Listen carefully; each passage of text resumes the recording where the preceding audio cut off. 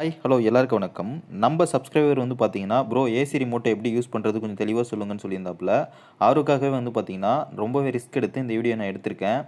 என்னடா ரிஸ்க் எடுத்தேன்னு கேட்குறீங்களா? உங்களுக்கு ஏசி ரிமோட்டில் அழுத்தும்போது, ஏசியில் என்ன ஃபங்க்ஷன் ஆகுதுன்றத தெளிவா தெரியணுன்றதுக்காக, ஒரு சேர் போட்டு, அதுக்கு மேல ஸ்டூல் போட்டு, அதில நான் உட்காந்துக்கிட்டு நான் இந்த வீடியோ ஷூட் பண்ணேன். பார்த்தீங்கன்னா தெரியும். ஒரு ஸ்டூல் மேல நான் உட்காந்துருக்கேன். அந்த ஸ்டூலோட எட்ஜ் வந்து பார்த்தீங்கன்னா, கரெக்ட்டா அந்த சேர் சுகரா இருக்கும்.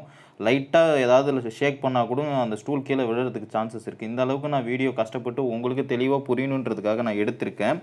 தயவு செஞ்சு வீடியோவ ஸ்கிப் பண்ணாம பாருங்க. உங்களுக்கு ரொம்பவே யூஸ்ஃபுல்லா இருக்கும் இந்த வீடியோ. இப்போ வாங்க வீடியோக்குள்ள போகலாம். முதல்ல வந்து பார்த்தீங்கன்னா, ஏசி ரிமோட்ல இந்த சிம்பல் வந்து பார்த்தீங்கன்னா, பவர் ஆன் சிம்பல். இந்த சிம்பல் எல்லா ரிமோட்லயும் இருக்கும். இந்த சிம்பல் அழுத்துனீங்கன்னா ஏசி ஆன் ஆயிடும். ஆன் பண்றதுக்கு முன்னாடி ஏசிக்கு கரண்ட் சப்ளை வருதான்னு செக் பண்ணிக்கோங்க. ஏசி ஸ்விட்ச்லாம் ஆன்ல இருக்கான்னு செக் பண்ணிக்கோங்க.